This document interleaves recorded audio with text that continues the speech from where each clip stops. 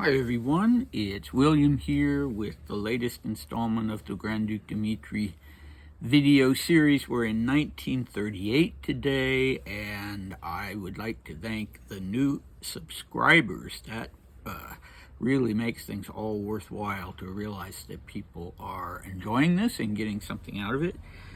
So yes, thank you for that. Our recap from 1915, it was basically just a day of sledding with Maria being there in Usovo. But the more interesting part of it was that Dmitri was diving into quite a serious theological book with a little bit of esoteric mysticism thrown in.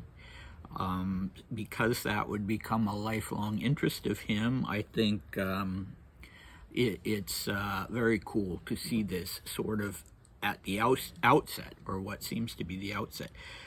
And in our last 1938 section, we had Dmitri's claim that he'd been called upon to give advice to thousands of emigres about what to do in the case a war should break out in Europe, and also explaining the best he could the presence of Vladimir Kirillich in Berlin. So we have today actually a short one as far as text goes, because it's the end. It's the last little bit of the Candide interview. Just to reiterate, it was published on the 28th of December 1938, so only a few days before 1939 began, that fateful year of the outbreak of the war and of Dmitri's arrival at Schatzalp, where he would spend the last 2.5 years of his life. Schatzalp in Switzerland, I should say.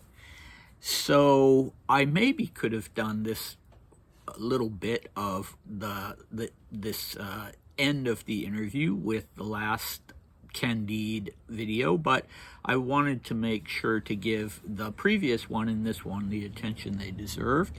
So our cast for today, we just have Dmitri and Fayard. Nobody else's name comes up, but it's particularly topical because it talks a bit about the relationship between Russia and Ukraine. And the only reason I hesitated with doing videos on this Candide interview is because I was afraid someone would take this, what Dmitri says, primarily at the end here, and say, look, you see, Dmitri would approve of what's going on between Russia and Ukraine right now. And this is such a vastly different scenario that we have in 1938, 1939. I think he would be absolutely horrified with what's going on now, and that it would cause him a lot of mixed feelings because of his sense of himself as a great Russian patriot. But it would cause him great sorrow. I have no doubt about that. And it just wouldn't be fair to take anything that he's saying here as proof that he would approve of what's going on now. That is, I'll stick my neck out and say, absolutely not the case. Okay, so we start out with Fayard, and then the last two paragraphs of the interview are all Dmitri. All right, here's Fayard. Is there a serious separatist movement in the Soviet Ukraine? And Dmitri, it's very difficult to get precise information about that. One thing that's certain is that Ukraine is the land of the black soil, that blessed land where something sprouts as soon as you make a hole in the dirt with your finger. The Ukrainian peasants, who were farmers, rich farmers, under the Ancien regime, are the ones who have suffered the most under the Soviets. They're the ones who were constantly and mercilessly exploited in order to feed the starving cities and the Moscow proletariat. There, among them, burns the ember of revolution, waiting for the day when the withered regime will at last die its sad death. But the Ukraine has always been part of Russia. It is, in fact, the true cradle of Russia.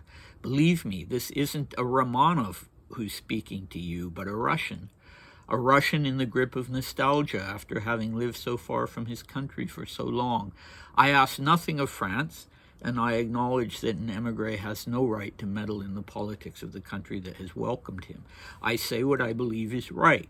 Ukraine must remain part of Russia, and Russia will one day revive, perhaps sooner than we think. Russia will one day revive, perhaps sooner than we think, and that's where Fayard chose to end the interview, just closing it with his own name at the bottom, Jean Fayard. All right, so let us dive right into that. Well, Dmitri is referring to the famine in Ukraine under Stalin, where the food grown there and the grain was requisitioned. Dmitri says it was used to feed the proletariat in Moscow. I'm sure it was more extensive than that. I don't know. I think some of it was also exported.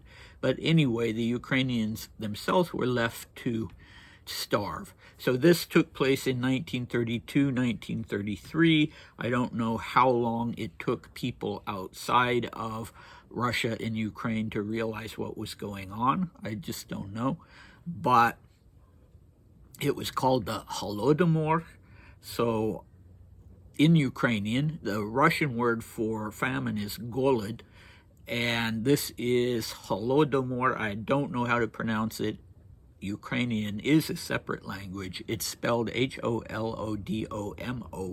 lots of O's in case you want to look it up. And it has now been classified as genocide because part of the purpose of doing it was to sort of beat the Ukraine into submission and the Ukrainian nationalist movement and kind of just break the spirit there, and targeted at Ukrainians themselves, and so that's why it's given this classification. And the estimate is that it killed 3.9 million people. So it was huge. Dmitri clearly knew about it. This was 1938. So as I said, I don't know what point that he and other people knew about it. But it's very interesting the way he puts this, that this has stirred the ember of revolution in Ukraine, and that the Ukrainians are waiting for the death of the Soviet state. And I'm sure you could say nowadays that the Ukrainians are waiting, as are many other people, for the death of the Putin regime. And there could actually be very, very good and close relationship between Russia and Ukraine, ideally so. Two, very powerful countries when they're working together. And so, in that sense, yeah, what Dmitri is saying, it sounds very pro-Ukrainian, doesn't it? That revolution is stirring among the Ukrainians, and that's a good thing because it's focused on the death of the Soviet state. He doesn't say Stalin. He's right when he points out that Kievan Rus was the cradle of Russia. It lasted from about the 9th to the 13th century, and it was the center of everything in that greater Russian, what we would look at nowadays is the greater Russian area, greater Ukrainian area. I mean, I guess you could ask the question: is Ukraine part of Russia, or is Russia part of Ukraine?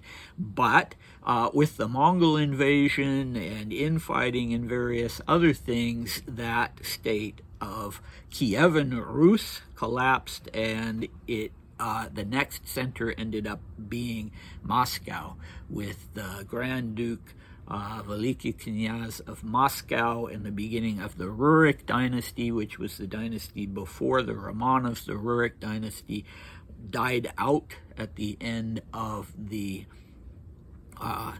16th century, and that was when the Romanovs took over.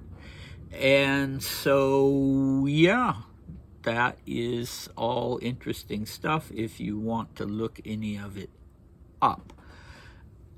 And Dmitri, he's saying again that Russia will revive sooner than we think, perhaps sooner than we think. And he talks as though he has inside information, but it would not be until the early 1990s. What was it, 91, when the Soviet Union definitively fell. And yeah, so at least in terms of the Soviet state, it would still not be for a very long time. Okay, so I don't know exactly why he thought that. One interesting thing that I wanted to talk about, since this is a short one, is the fact that, you can ask the question, did Dmitri have a personal link to Ukraine? And in a sense he did, because his patron saint, which is, a very important thing in Orthodoxy, as I think also in the Roman Catholic Church, his patron saint was a Cossack, was a Ukrainian Cossack, Saint Dmitri of Rostov, a saint from the Middle Ages, an archbishop. He'd been basically a monk since the age of 11. That was when he first entered a monastery. He was a very beloved figure, and he wasn't martyred, but he was sainted after his death. Here Dmitri has this Ukrainian Cossack patron saint. And what that meant to him, I don't know. If he ever thought about his patron saint, some people do, some people don't. He would have had a name day where people, it was the feast day of Saint Dmitri of Rostov, and people would have congratulated him on his name day. So he certainly knew who his saint was. And when his feast day was, name days are important in Russia. And there are lots of Dmitris in Russia and always have been, but not every Dmitri would have Dmitri of Rostov as a patron saint. I assume that a lot of them, maybe even the majority, had the same patron saint as I do, Saint Demetrios of Thessaloniki. So anyway, I don't know. I wish I did know if he felt did he ever make any requests of Saint Dmitri of Rostov or anything like that? Did he ever go to Rostov and sort of do a mini pilgrimage? Doesn't really sound like him, does it? Anyway, why, you might ask, why would he have been given this, not obscure, but not not one of the biggies of the saints in the Eastern Orthodox Church? Well, simply because the Saint Dmitri of Rostov's feast day is on the 21st of September. Yes, I should remember that. Dmitri's birthday was on the 6th of September, and I don't know if this date of the 21st of September has been modernized to be on the Gregorian calendar, in which case it would have been, at the time Dmitri was born, 12 or 13 days before the 21st, so really close to the time he was born. And here you have this tragedy of a young mother dying in childbirth, essentially, and a child who it's thought probably won't survive. And so you just look for, the closest saint. And at that particular time of the year, in September, you had a lot of feast days for the Theotokos, for the Virgin Mary, and things like that. So Dmitri of Rostov seems to have been, the best for taking the name of a little boy from. And yeah, I don't know if Paul and Alexandra had a name picked out, a girl's name and a boy's name, and if it was in fact Dmitri, but I suspect because of the proximity to the feast day of Saint Dmitri of Rostov that's why Dmitri was given this name. And if they had decided they were going to pick a name specifically for a particular saint, they would have been looking at saints in December, feast days in December, which was when Dmitri was actually supposed to die. Who knows? Maybe he would have been Nicholas from St. Nicholas's Day on 6 December. All right. Anyway, I found that kind of interesting. So what do we have next time? Well, we'll be back in 1915. We'll have this letter from Balashova. We'll have a cook being invited to come just as a guest.